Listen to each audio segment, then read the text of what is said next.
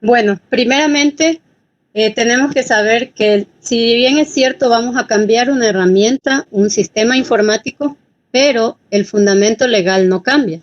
El sistema está basado en las mismas bases legales que actualmente estamos manejando y que obviamente son muy conocidas para ustedes. Primeramente, la Constitución de la República del Ecuador, que es nuestro paraguas, el que abarca todas las leyes consecutivas que se han ido generando. Entonces es la primera ley que tenemos que tener siempre presente. Luego tenemos el Código Orgánico de Planificación y Finanzas Públicas, que como financieros y administrativos es nuestra Biblia. Es en lo que siempre nosotros tenemos que respaldarnos para cualquier movimiento. Seguidamente tenemos la Ley Orgánica de Servicio Público, LOSEP, que rige a todo el servicio público en general. De allí tenemos el Código de Trabajo, que rige a los trabajadores que también sirven para el sector público, pero que se rigen bajo este código, que como ustedes conocen, es tanto para el servicio público como para el servicio privado, y es el caso de los señores conductores. Por ejemplo, en el Ministerio de Salud tenemos los auxiliares de enfermería, tenemos los asistentes de servicio que se rigen bajo el Código de Trabajo. Y de allí, cada ley, de acuerdo al ámbito de su competencia, tenemos el Código Orgánico de la Función Judicial, la Ley Orgánica de la Función Legislativa, que rige todo lo que es la Asamblea Nacional. En el tema de universidades tenemos la Ley Orgánica de Educación Superior, LOES. En el tema de educación tenemos la Ley Orgánica de Educación Intercultural Bilingüe, LOEI. Para el personal de las Fuerzas Armadas está la Ley de Personal de las Fuerzas Armadas y de la Policía Nacional.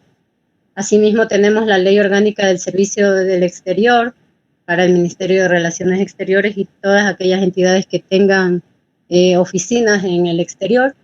Y por último, la Ley Orgánica de Empresas Públicas. Ustedes saben que también las empresas públicas se rigen y pueden ocupar el sistema que nosotros estamos implantando actualmente.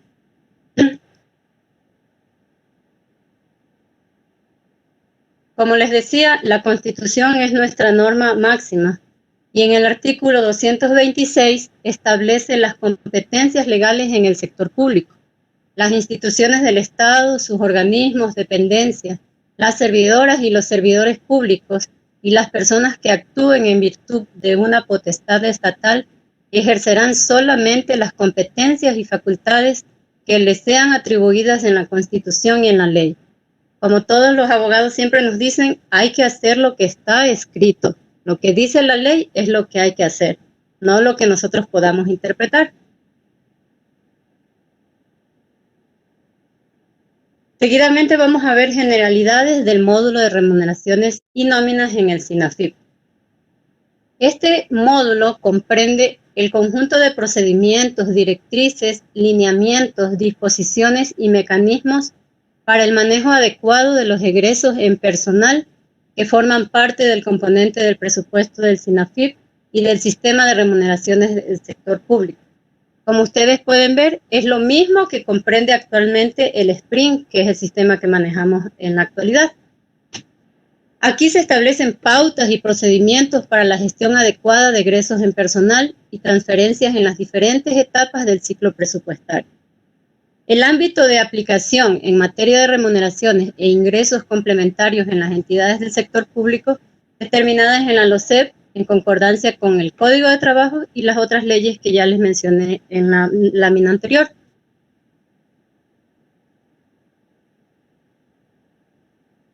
Ustedes conocen que todo sistema va de la mano con una norma técnica.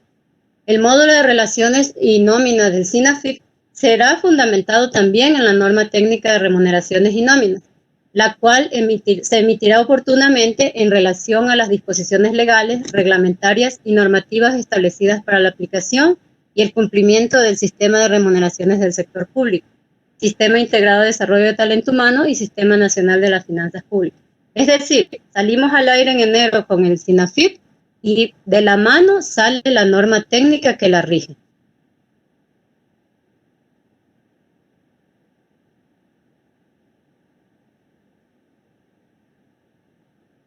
Un punto muy importante que todas las entidades deben tener claras son las atribuciones de cada ente rector. Nosotros recibimos como Ministerio de Finanzas muchas consultas que no nos competen, porque son competencias del Ministerio del Trabajo. Entonces, según el artículo 51 de la LOCEP y el 71 del COPLAFIC, se establecen las atribuciones. El Ministerio del Trabajo es el que está a cargo de los asuntos laborales, rector de la Administración del Talento Humano, determina las remuneraciones e ingresos complementarios, así como la fijación de pisos y techos de los gobiernos autónomos descentralizados y aquellos regímenes especiales que tienen una tabla propia de remuneraciones. Entonces, cualquier consulta que la entidad tenga en base a lo que son las remuneraciones debe ser canalizada con el Ministerio del Trabajo. No así la parte presupuestaria. La parte presupuestaria la manejamos como Ministerio de Economía y Finanzas. El Ministerio de Economía y Finanzas es el ente rector del Sistema Nacional de las Finanzas Públicas.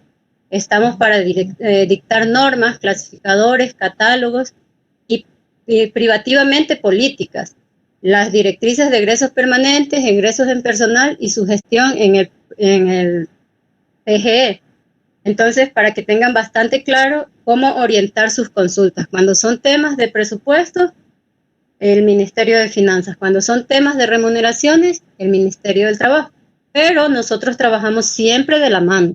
Nosotros estamos como Ministerio de Finanzas para cumplir con las disposiciones que da el MDT y por ende nosotros tenemos que aplicarlas bajo el sistema que actualmente estamos funcionando. Ahorita el SPRING y a futuro el SINAFIP.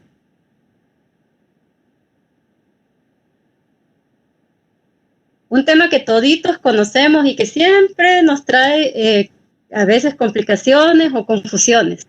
El tema de la certificación presupuestaria y la preeminencia del presupuesto. Lo establecen igual nuestras leyes. El artículo 105 de la LOCEP habla sobre la preeminencia del presupuesto. Todas las normas, actos decisorios, acción de personal o contrato que fije una remuneración para un servidor o servidora no podrá ser aplicable si no existe la partida presupuestaria con la disponibilidad efectiva de fondos. O sea, nosotros no podemos contratar a una persona si no tenemos previamente, y esto es muy importante, la palabra previa, no podemos nosotros contratar a nadie si no tenemos una disponibilidad efectiva de fondos. Ese es el tema que nos establece el artículo 115 de la COPLAFIP, donde nos habla de la certificación presupuestaria.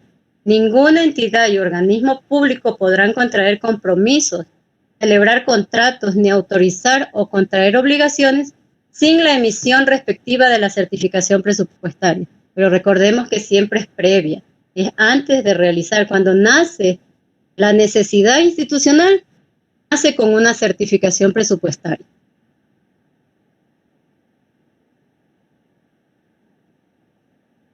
Y el artículo 179 del COPLAFIP y el artículo 50 de la norma técnica actual del SPRING nos habla sobre la responsabilidad institucional. Es decir, si se cometen errores como el de no tener una certificación presupuestaria, cuando venga la Contraloría, entonces ¿bajo quién va a caer la responsabilidad? Sobre el cumplimiento de la norma recae en la máxima autoridad y en los responsables de talento humano y de los departamentos financieros. La responsabilidad sobre el pago a favor de un servidor o trabajador que se hubiera efectuado como consecuencia de un acto administrativo realizado en contravención a las disposiciones legales y reglamentarias relativas a remuneraciones será la autoridad o funcionario que lo dispuso y del servidor que lo efectuó, según lo determine el organismo de control en los recursos públicos. Es decir, que hay una cadena de responsables, desde la máxima autoridad hasta las personas que fueron responsables del pago.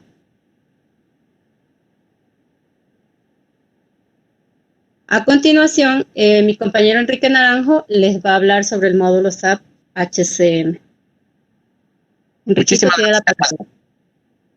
gracias, Janita querida, por tu magnífica intervención. En este momento damos paso al economista Enrique Naranjo, quien nos va a hablar sobre el tema del nuevo sistema. Cabe recalcar que en este momento están acompañados o van a estar acompañados por el ingeniero Diego Moya y el magíster Ramiro Espinosa, quienes podrán en su momento ampliar cualquier duda que puedan tener. Entonces, Enriquito, te damos paso con el tema, por favor.